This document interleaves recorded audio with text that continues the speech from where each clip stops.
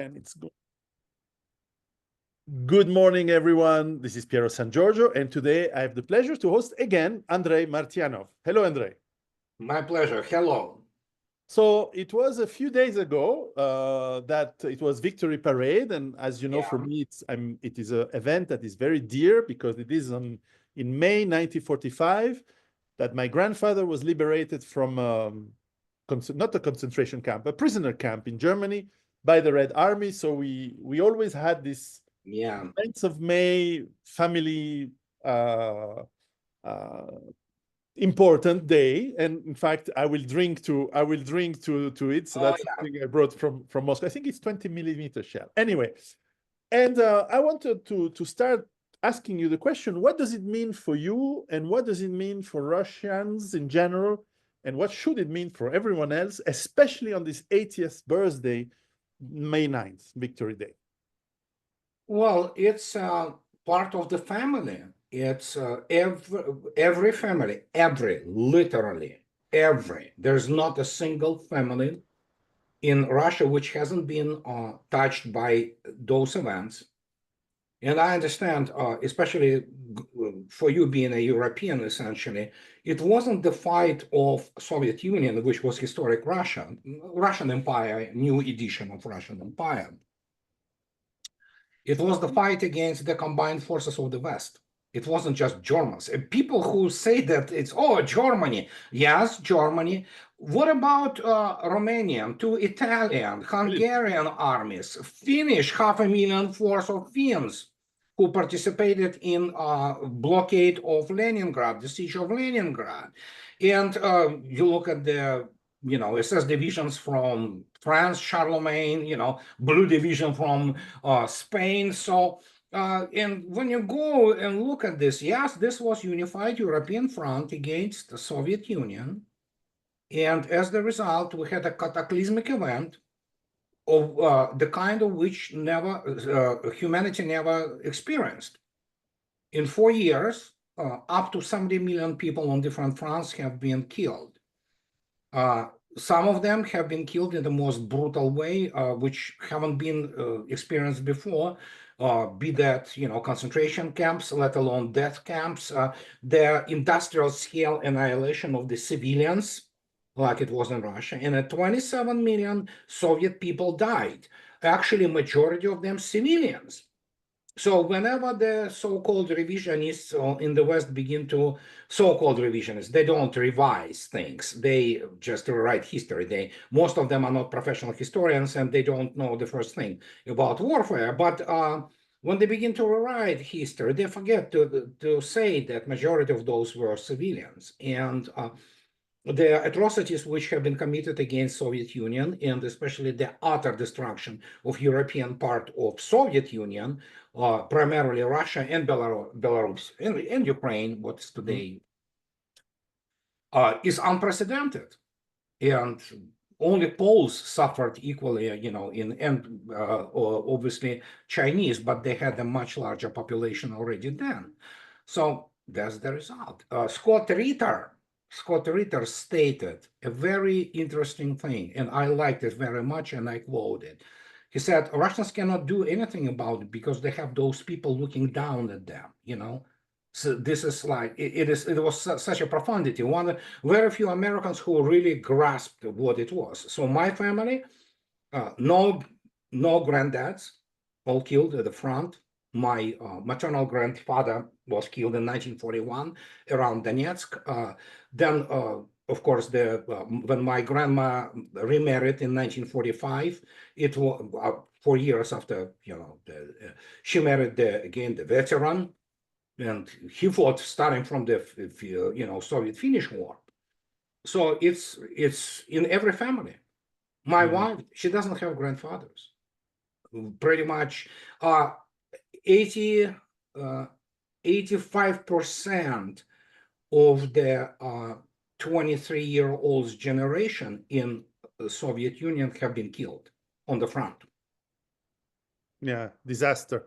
And it's even more pitiful to consider the situation of today, that, first of all, it wasn't the first time that Europeans tried to invade Russia. The Swedes the Poles, of course, but also Napoleon's international armies. It was not just French.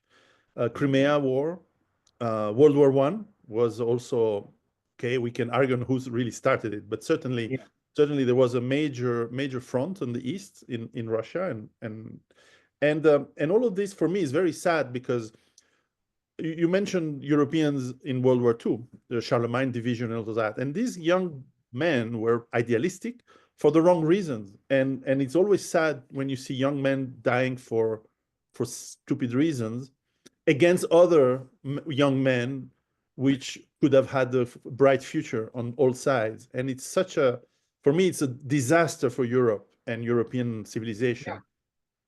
And so Victory Parade, the 80th anniversary last week. I obviously watched it, of course. You watch it as well. What do you feel when you watch it?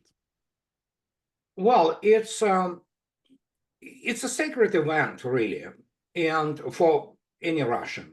And especially, most important thing actually is not even the parade. It's the tradition. It's a relatively new tradition of the Immortal Regiment. In St. Petersburg alone, which became the Leningrad for a day, sort of, 1.1 million people went out with their portraits of their grandfathers and grandmothers who fought and worked in rear to supply the front and all that. So I don't even know how to explain it. I mean, many people, they do not comprehend what is happening, in terms of spiritual importance of all that. And it's extremely important, extremely important. This is the part of you. You cannot change it.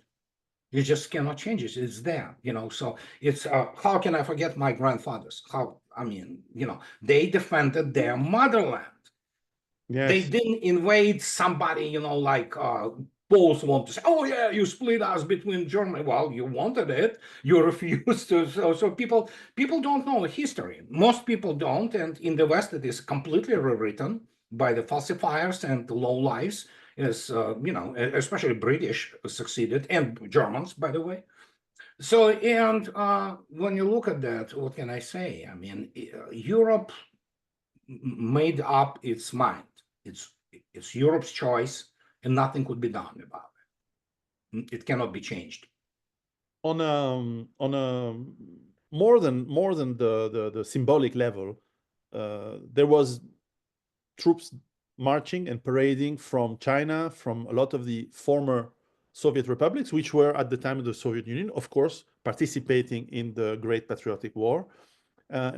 Is that a strong symbol today? Oh, it is still a very strong symbol, absolutely. But for those republics, it will fade away eventually, because we have to be very realistic about the fact that this remnants of this internationalist Soviet culture, they are evaporating. Let's put it this way. The new generation, and especially when you look at those stans, this Uzbekistan, Tajikistan, whatever they do, I mean, you cannot change their basically religious and cultural trends there. So just to give you example, Uzbekistan, they had some, obviously, their veterans who participated heroically on fighting in the Red Army and all that, but it was primarily the place where you would evacuate very many civilians. In Soviet time, during the Great Patriotic War, 1941, 1942, 1943. But their memorial, for example, to the Soviet soldiers doesn't have even Russian inscribed anymore. It's in English, And when they ask them, why did you do this? Oh, we have many tourists who speak English. Okay, sure. But yeah, and again, those, while nobody tries to diminish their sacrifice and participation of those people. Yes. I have to tell you that these were Slavs primarily who died. Again, however, if you take a look, for example, at Azerbaijan, compared to its percentage of population, they contributed tremendously. There were a number of divisions, so, and they fought valiantly. They had a truckload of heroes of the Soviet Union. And so, yeah, it's, but Caucasus was always a little bit different thing together. There's been, they've been on both sides there. Yeah, so, but that's what it is. And yeah, inevitably for them, it will fade away. But for Russians, it will always remain. Simple as that. So 8 years after 1945, we had the bizarre event of a lot of Western so-called leaders and so-called elected leaders celebrating with Ukraine, of all places, in Berlin. And for a lot of people my generation, we understand history still. We're not like the young who are not educated, unfortunately, or not like our fathers who didn't really care. But it's a paradox to see the people representing the ideology who lost in 1945, not parading, because I don't think there's anything to parade, but certainly commemorating it in a weird way in the capital of the defeated power. Yeah, it's when you look attentively, and I'm on record, I have facts to back me up on that. I wrote 4 books on that. I mean, again, they are not the victors. They are losers. France is a loser. France was a Nazi power. Okay, just let's drop any kind of pretense.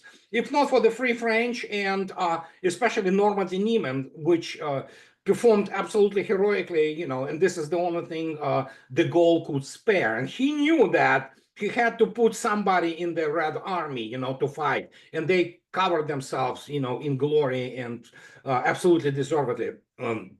Number of the heroes of the Soviet Union, no less, from French pilots. So, but primarily the number of the French servicemen in SS divisions and actually in Wehrmacht first line and punitive formations was several times larger than they had the resistance, which primarily was run anyway by British, So, and Russian white immigration, those ones who, very few minority of them who didn't have this, rabid anti-Soviet, sentiment, which most of the white immigration had. So, and there you go. And suddenly we say, hey, how about Petain? How about Vichy? Hey, guys, you supported, like, oh, Czechs. Oh, yeah, we had you had one guy who actually in 1938 offered resistance, the Czech officer. The rest of it is just, you did well. Germans used the third of the Germany, Wehrmacht, actually, hardware was built in Czech Republic, in Czechia and Czechoslovakia. So best tanks ever in Czech Republic. Yeah, so it's like, yeah, sure, yeah, it's just Germany, but yeah, and obviously everybody forgets about Poland grabbing Teschen region, just basically tearing apart together with Germans the Czechoslovakia. So yeah, it's like, let them. It's they are hyenas, although it's incorrect phrase about Poland by Churchill. Churchill actually stated that Poland had the appetite as hyena. It's not quite calling them hyenas, but yeah, they all are hyenas of Europe. They hate Russian gods, always did, and they always will continue to hate Russian gods. Their presence of the minority of normal, decent people with the normal morality, normal knowledge of the history, they are still minority. Majority of them, you cannot change it. In France, in 2017, when Sputnik Globe was conducting their poll about, do you consider Russians Europeans? Actually, 3/4 of them said no, French, no less. And that was 17. Today, they probably 3/4 of those French don't consider Russians even humans, So there is a minority, it's significant, but it's all minorities. Most of those people, they don't care about Russians, and if Russians will die out tomorrow in tens of millions, it will be good, because their Russophobia is entrenched in Europe, and nothing could be done about it. You cannot change it. It comes when people say, oh, I didn't vote for that. I always say, Well, not that Marine Le Pen is not globalist. She's globalist. She's professional oppositioner. She never meant to run anything. But the point is that Macron was reelected with the overwhelming margin. He literally stomped on Marine Le Pen and National Front. Even if you consider the fact that they falsified something, you cannot falsify 20+% lead, which he had. It was the absolutely landslide, you know? And so French wanted it. So, I mean, there you go, just French. But there are, of course, Germans. And Germans are a whole other story. Anybody who tells me that some German, average German, is fond of Russia, no, they want Russian energy and continue to hate Russians as the nation which never recovered from the trauma of being utterly defeated by the Red Army. They never did. They never recovered.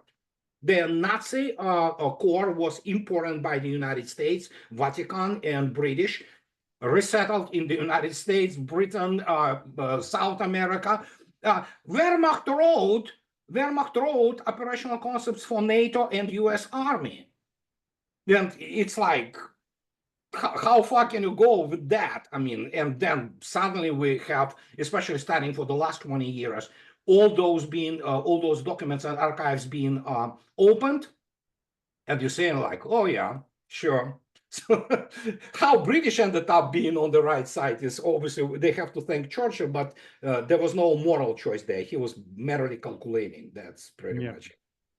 Now, of course, as someone who absolutely loves European culture, European people, and even, you know, Poland is a country I really like.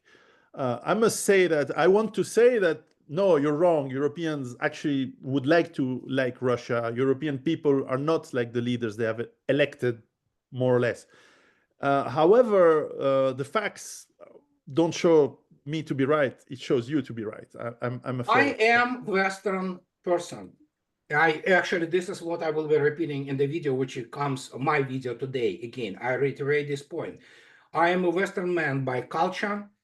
You know what, for me, Beatles, Pink Floyd, Beethoven, Tchaikovsky, and they're all the same. You know, I grew up with the Western literature. Russian literature is a part of the Western cultural fold. Great Russian literature. You know, we grew up with the good Hollywood. You know, good European cinematography.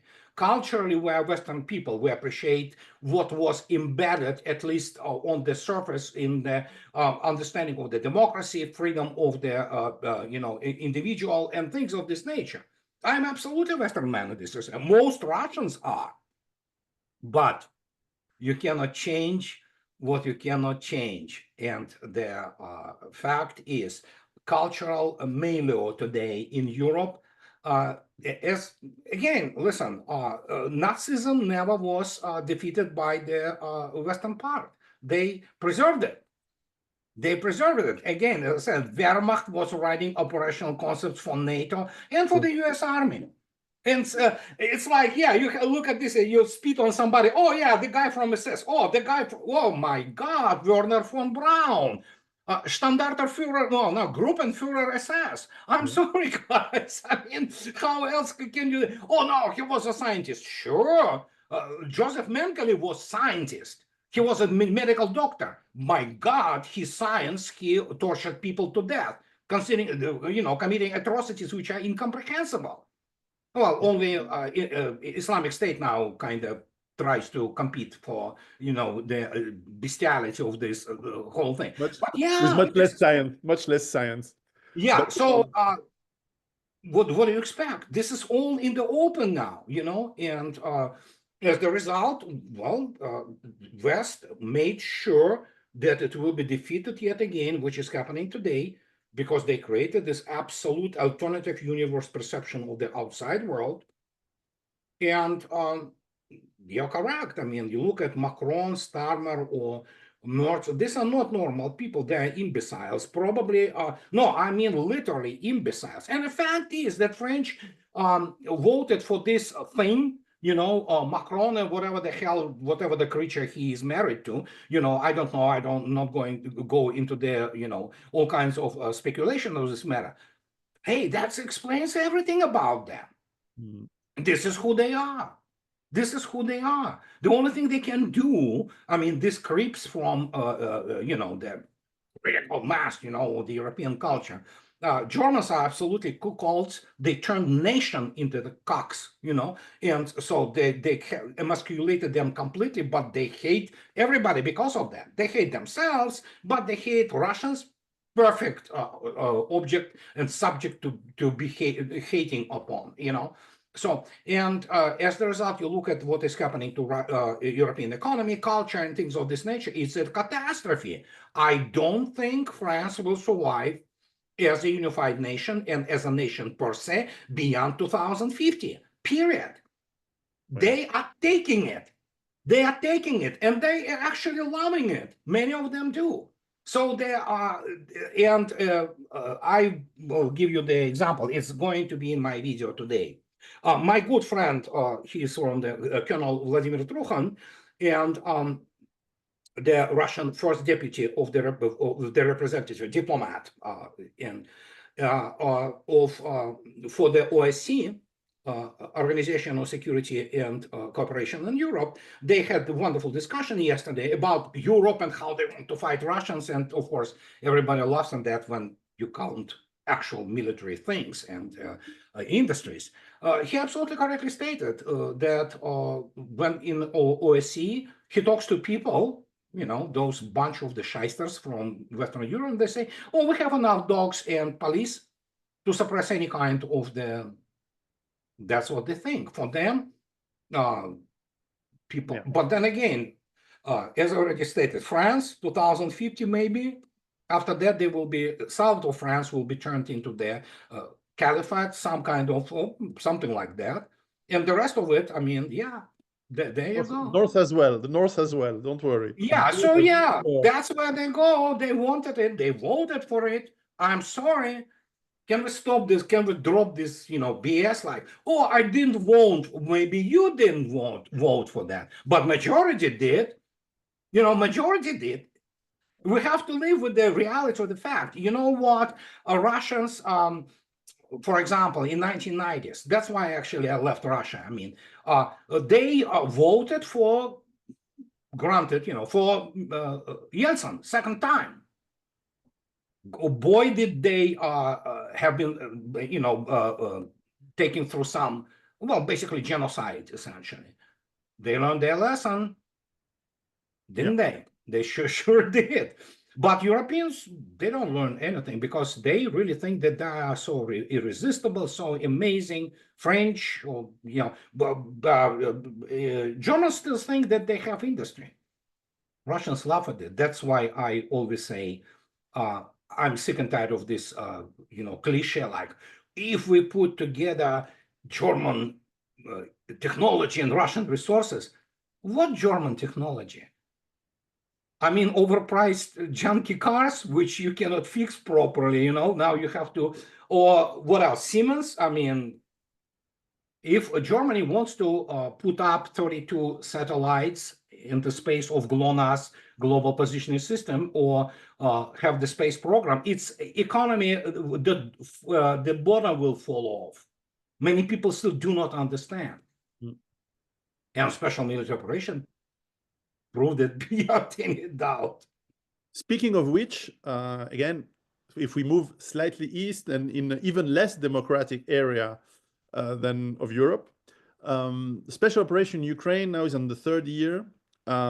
It seems pretty obvious that everything you've been saying and others have been saying about the way it's going has been validated. The clear advance, or more rather attrition of and I'm very sad about it because again, 1 million more Ukrainian young men dead. They're Europeans, they're my brothers, they're my cousins. So I'm very sad. And also the 100, or I don't know how many, but certainly probably around 100,000 Russians as well. Yeah, between 98 and 105, the estimates. And despite the ratio, which is of course hugely favorable to Russia, I'm still very sad because then there is broken families, broken people, and I'd rather have peace than war. But what can you do when people are not reasonable? And when I say people, I mean the American Department of State and the British oligarchs who push for war against Russia for the last 2 centuries. But if we move to Ukraine, how, in your opinion, or what is the path to peace, and maybe even long-standing peace? What's your opinion? How is it going to play out? Well, I looked up today the numbers by Russian Defense Ministry, and it's frontline numbers only. They do not count the even tactical rear or operational rear, and the attrition day is as large as that on the front line.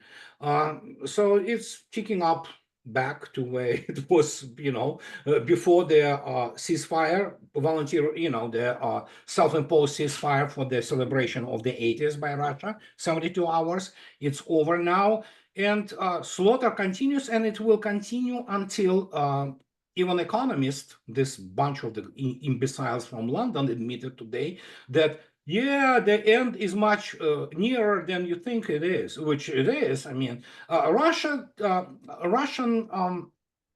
objective here, which many people still don't get, and I repeat it ad nauseam.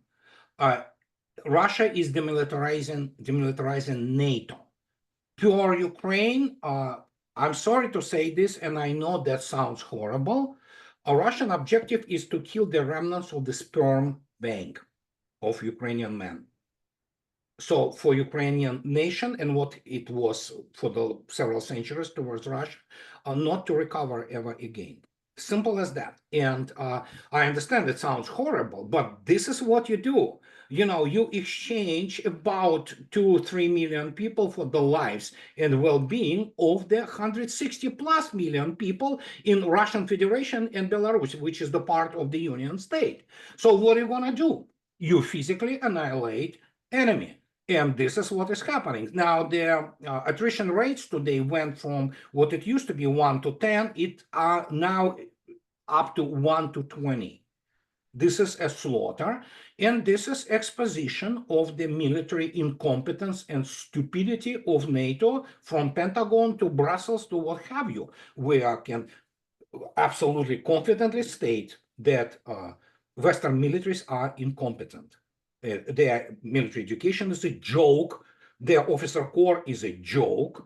And let alone whatever they, and again, listen, these guys, they lived in this bubble, alternative universe written for them by Wehrmacht.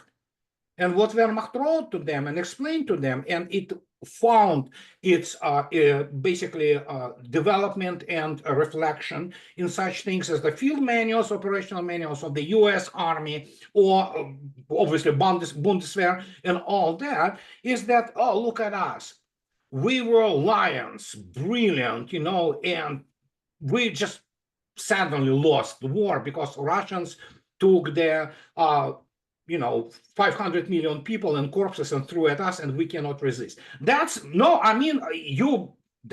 they think almost. Yeah, I just merely increased the order of magnitude, but this is what they say. Oh no, Russian general staff in nincompoops. Oh no, they look at us. Look how great we are.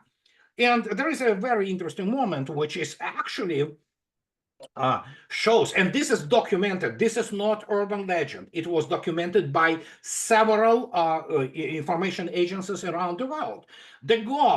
General de Gaulle, and it is actually described in a famous Alexander Werth, Russia and War masterpiece, which came out in 1960s. So de Gaulle and Alexander Werth, being the correspondent of the, I believe, Associated Press at that time, or whatever, Reuters, whatever. So de Gaulle was taken to Stalingrad in February 1943, after the whole thing was done. And he went out on the bank of Volga, looking at the, eastward, and he was saying things like, what a great people, what a great people. And the correspondents who followed him, because he was promoted as he himself complained, say, oh, you mean Russians? He said, no, Germans, to get that far. And the point is, when you have those people who create alternative history, They create alternative operational art, alternative theory of operations, alternative tactics, everything alternative, alternative technological issues. What do you expect? You get a sand castle. Get any Pentagon officer from their basically lieutenant rank up to their four-star general. Most of them, they will not even pass the entrance exam to any Russian military academy. They will fail. Let alone if you get them into the specific, what is called the services, not services, but specific troops, such as like air defense or naval academies. Good Lord, it's just, they will not pass it. Yeah, they seem to be very much unqualified to manage anything that is linked to statistics, which is, I used to develop war games simulations. So I'm not a soldier. I have no idea how you would actually run a battle in reality, but I know how to create simulation. And for simulation, you need statistics. You need, of course, extremely detailed ratio. And sometimes you don't know. So you have to figure out as much guesstimates as you can. But certainly a regimental commander of the 18th century, when they had to have pike and muskets, or even before, had a better grasping of what it actually means, volley fire in terms of statistics, in terms of casualties, in terms of how you win based on the numbers and ability of your soldiers and so on, probably better than the people who are running NATO now, who are at best able to run some tactical schemes and using some weapons. Yeah, it's a tactical level. It's a tactical level maximum. And even this tactical level is based primarily on memorizing and training. Nothing wrong with training. Make no mistake. You have to train. You have to constantly practice. And this is absolutely normal. But when you have a tactical manual written from the position that, oh, yeah, I'll call in the close air support, and that's the only thing they know actually how to do properly. What if that close air support is not coming? Because it will be shut down or destroyed on the tactical rear runways. They never fought anything like this. They don't understand it. They don't understand that. What happens if you are outranged by everything? No, your Stinger doesn't work at 7 kilometers because Mi-28 or Comma 52 has this L Moore, what is called the production item 305, which flies and it shoot and forget at the range of 18 kilometers. What are you gonna do? And you will be detected, you will be seen, you will be tracked there. And then suddenly, as Jacques Beau, I don't know if you invited Jacques Beau before. So yet, but he's welcome if he's listening. Yeah, you should. Yeah, he brilliantly developed it and in wonderful book. And he is basically says, here's the Rook Rock, the recon strike, recon fire complexes. This is how they work. This is how they are involved. Look at this. And you begin to compare things. The United States Army, which is supposed to be the best army in the world, right? They defeated everybody. They defeated, what they did, they destroyed Carthage. Didn't you know that? Saddam Hussein. Yeah, that Carthage, U.S. Army. So, and Borodino and Stalingrad, U.S. Army won it. General Patton won Kursk battle. So, and you look at that and you take a look not only the table of organization and equipment, it is outranged, and not sometimes by several things, several units of something. It's outranged sometimes by the order of magnitude. And they have literally nothing but which they bring to bear without being detected and annihilated, and as have been demonstrated, And so when you look at this, I mean, guys, you are stuck in 1990. Yeah, and you're rightfully, it's an interesting date because I remember I was young, but I remember in the 80s when I was studying, of course, a lot of the NATO structure and NATO. Not just the doctrine, but the doctrine is very important, but the table of organization and why it was in such and such a way. At least at the time, you had colonels or generals who, within NATO, including the US, who had the grasp of managing a corps, managing an army. Army group, perhaps not, but because that's Europe is tiny in terms of the battlefield, but certainly what made sense was the strategy of holding Germany and this fighting retreat to the Rhine was actually well thought, and with equipment that was adapted to it, with the even the tanks that we see today, they were adapted to Central Europe, not to Ukraine. In fact, they are not adapted at all to the plains of Ukraine. The T-72s and the Soviet system is more adapted, which we saw on both Ukrainian and Russian side, of course. But of course, none of these people are around, or not, and even perhaps not even alive, and it was never battle tested. Of course, Vietnam, Saddam Hussein. This is not relevant, and one could argue that in the long run they lost, even in Iraq, because yeah, they did. They did. Yeah, they had this billions of dollars lost, wasted. Well, not wasted for everyone, but wasted for the taxpayer. So it's very difficult to recover this lost expertise. And I must say, frankly, even when I look at the Russian operations, there's been a lot of learning. The steep learning curve. Oh yeah, the steep learning curve, there. absolutely. Russians entered Ukraine in 2022 with a peacetime army. Yeah, so exactly. Had about half a year to.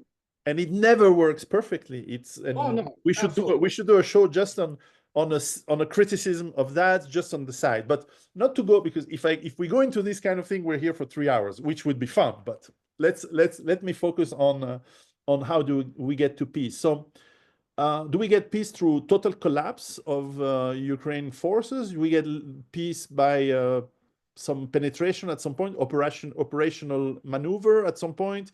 Do we get and what do we get? Do we get east of the Dnieper, Odessa? It seems to me that the more the months advances, the more we go to a total unconditional surrender. Yeah, that's it's you're absolutely correct. It is Putin's way, so to speak. Obviously, it's not just Putin. Don't forget, Putin also have to fight among his circle people who would love to freaking go to Rhine again, you know. So yeah, and not that Russia, if it puts it hard to it, she can't do it. Why? Yeah, why? Nobody needs Europeans, and freeloaders, So, but the point I would advise Russia not to. Yeah, so no, Russians do not want to have anything. Although I would love to be liberated. I would love to be liberated again. Russians, I won't advise it. Overwhelming majority of Russians do not even identify themselves as Europeans anymore. So, and so the point is that it's Russia can do this, what she's doing now, as long as it takes. And as I already stated, collapse of the front, even economists today, not today, I mean, last week, came out with this. The end is much nearer than you think it is, because, you have now the whole formations of the 18-year-old kids, women fighting there. They literally grab everybody on the street. And that's it. That means they are at the bottom of the barrel, and Russians will continue to do this until they have nothing left. In terms of personnel, in terms of technology, Russians don't care. They have full dominance, preponderance, in fact, on the battlefield. So if they want to send, let's say, another 30 Abrams, and why don't they say Leclercs? Hey, France, come on. They have the guys who are fighting there who have the mortgages to pay. So, and when you hit something, F-16 or Mirage, it's 15 million rubles. If you hit Abrams, it's what, 10 million? And so, it's a good chunk of cash, which gets you really far in Russia. So, Russians don't care. And that's the whole point. There, as we already spoke about it, it doesn't matter what they throw, in Ukraine, if you wish, it wouldn't make any difference whatsoever. So the grind continues, and some people, evidently, who are not completely lost in Pentagon, they understand the reality that it will be collapse of the front.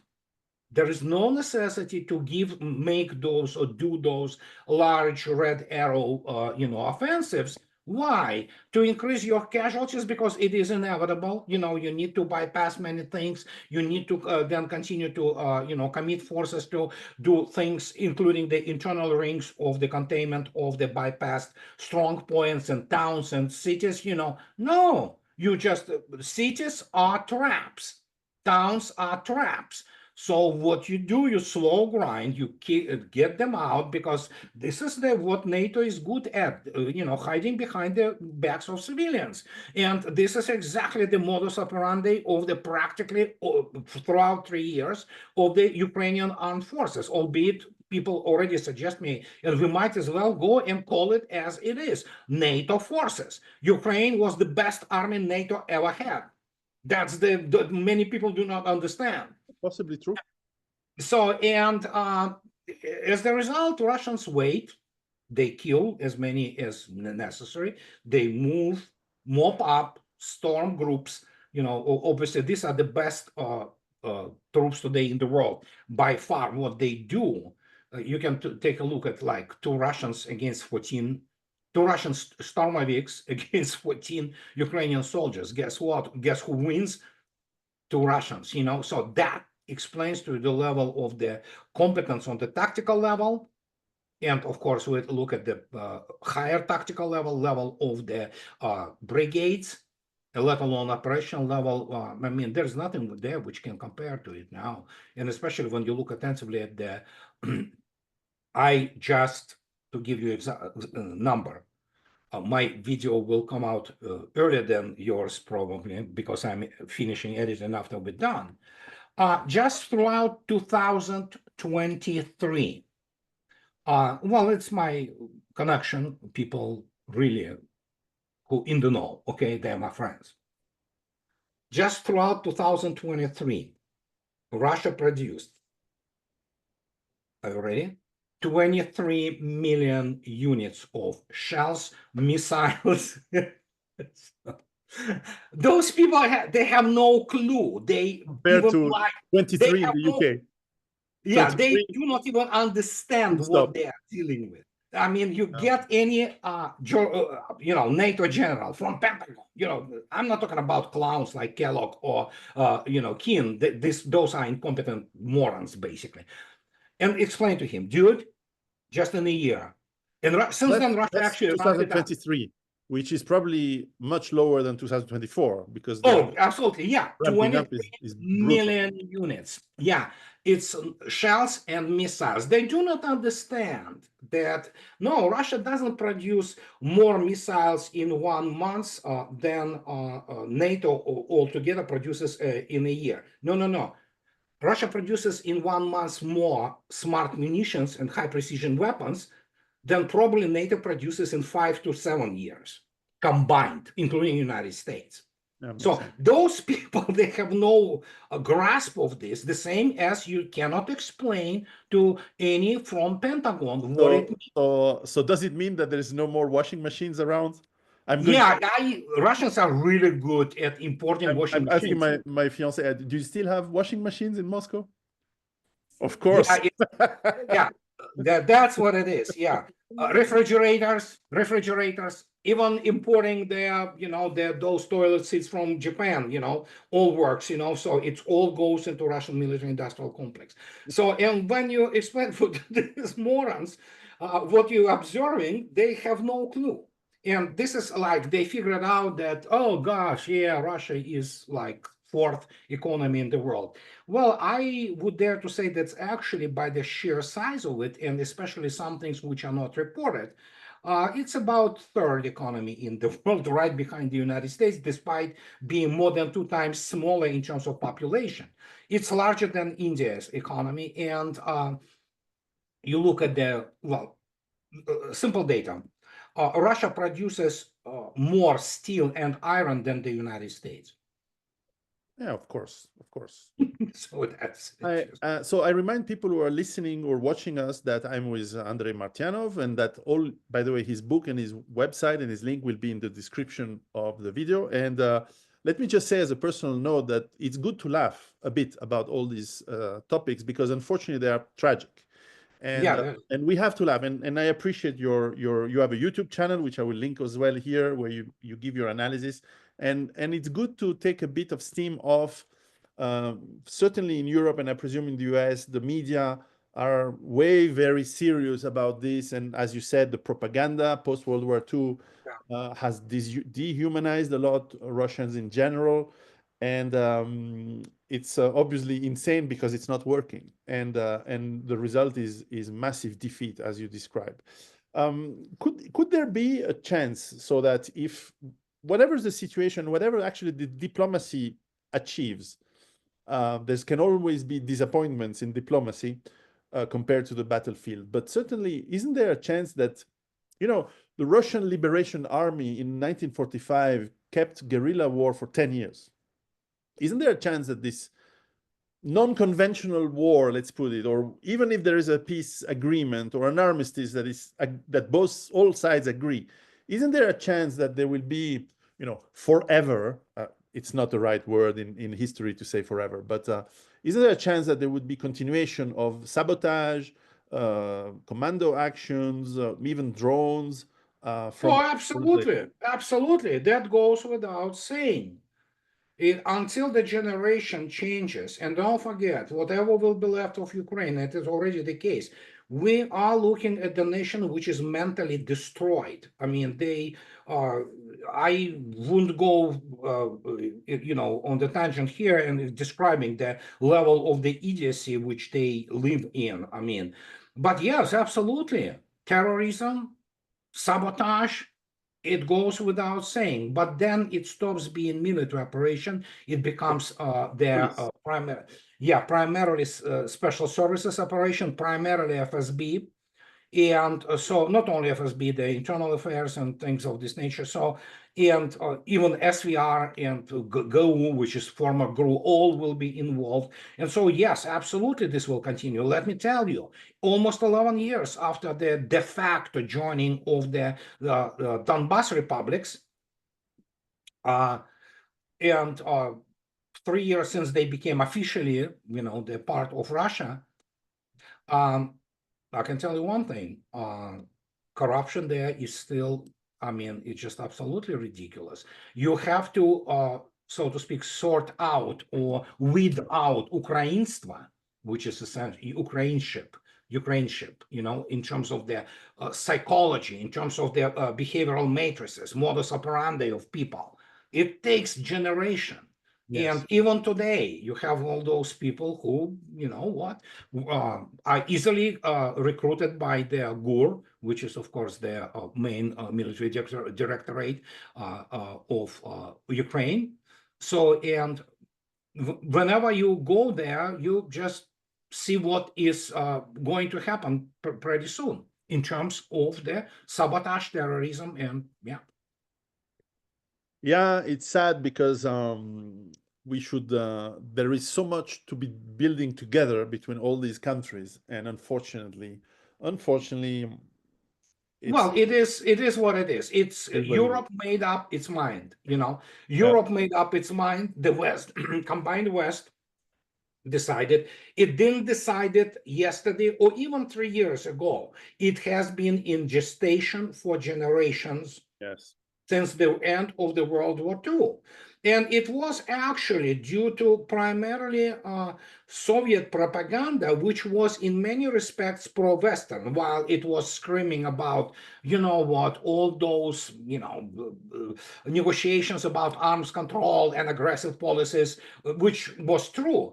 Those morons still operated on the basis of their, proletarian internationalism. Yeah. Even after that, oh yeah, but we have progressive society, progressive public. Well, progressive public, I mean, world's LGBTQ, whatever the hell it is. And they hate Russians for that. So, but they were saying that, oh yeah, because they have some kind of leftish views.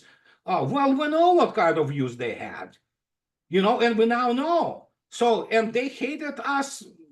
Absolutely. So whenever they come and now say, oh, some European artistic people, who cares? And that's what it is. Russians want Iron Curtain. In this time, Russians.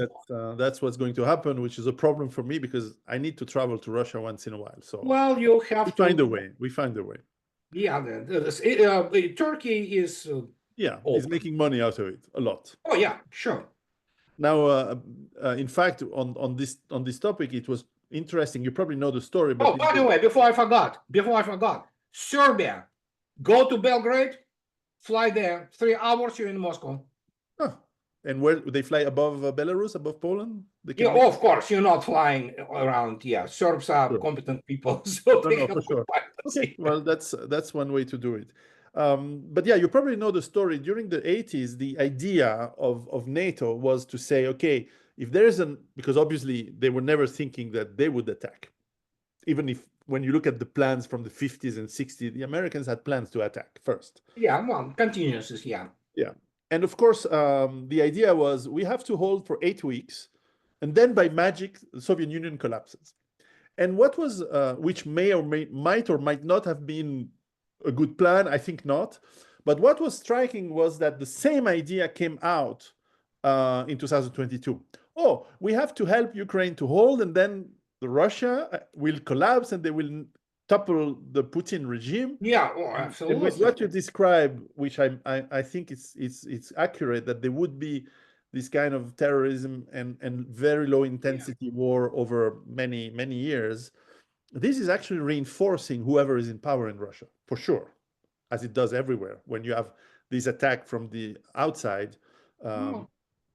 So it's extra double plus cause for failure as a strategy. I mean, they don't do strategy. Europe, West, combined West don't do strategy. They don't know how to do strategy. I'm sorry. What they pass for strategy is, as one of my good acquaintances, Alexander Rogers, says, that's a business plan. They do not understand. Get me any NATO strategic planner, and I would love to talk to him about strategy. They do not understand what strategy is. They know definitions. They've never internalized what is required for strategy, which, by the way, you already mentioned this, statistics, real statistics. It's not GIGO, JIGO, garbage in, garbage out. This is how they operate. Their inputs are inputs by the madman, by the cretins, who do not understand basic mathematics or arithmetics, and let alone, military and let alone political strategy. There is no strategic intelligence as a craft in the West left. None. Doesn't exist. When I saw NATO countries in the military of the people my age starting to use PowerPoint to plan whatever they were planning, I knew they were screwed. it's a bad start. Perhaps as a last question, my fiance has thought of one, so maybe you can ask a question. It's always good to have a more feminine question to these topics. So I'll let her ask you the last question of the day. Добрый вечер еще раз. Добрый. Я буду на русском или на английском задавать вопрос? You can answer in English, of course. Let's do English, yeah. Let's do it in English. English is much harder for me. На русском говори, I will translate. Я переведу. Хорошо. После того, мы все очень надеемся, что эта вся ситуация скоро закончится. И когда она закончится, какие ваши прогнозы все-таки в годах, так скажем? И меня интересует, как быстро восстановятся туристические потоки в Европу, потому что россияне, конечно, скучают. Вот я недавно была в России, в Москве, и разговаривала с друзьями. Россияне скучают по Европе, по путешествиям в Европе. Как быстро будут восстановлены туристические потоки так, чтобы были прямые рейсы, и это было бы не так дорого летать? Yeah, she is talking about hoping for when this is over. Obviously, she wants to know when, which I have no crystal ball, obviously. So, and she wants to say, but she's going back to, Russia, Moscow mostly. Some of her people are just, missing traveling to Europe. She says, when will this restore the tourist, stream and things like that? I say, not in our lifetime. Not in our lifetime. And as I already stated, Europe made the choice. Europe is the existential enemy, not just of Russia, but Russian people. And that has to be understood very clearly. Some will, open travel, some. And as I already stated, you go to Serbia, you go to Belgrade and fly out of it and just fine. Or you go to Turkey. But no, it's not coming back. So I hope you're wrong, but I hope I'm wrong too. But the point is that we have to keep in mind. I have a good, how to say it, metric, so to speak, of the Russian society, and especially people who are directly or secondary, direction or relations to special military operations, which are in millions, okay? So they do not like Europe. They really do not like Europe, and they don't care if Paris tomorrow, let alone this damn stinky island, goes down. They will not. They will not cry. The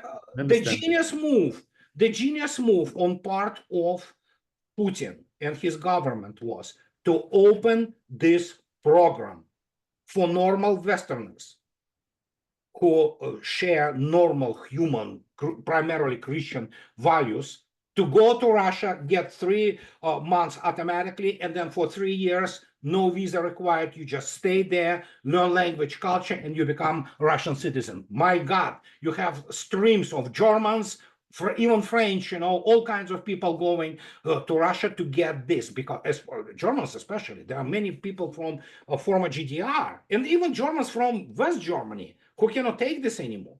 If you're normal people, you just cannot take this anymore. You live in the completely, if you follow this and you live it through your everyday life, you live under constant stress.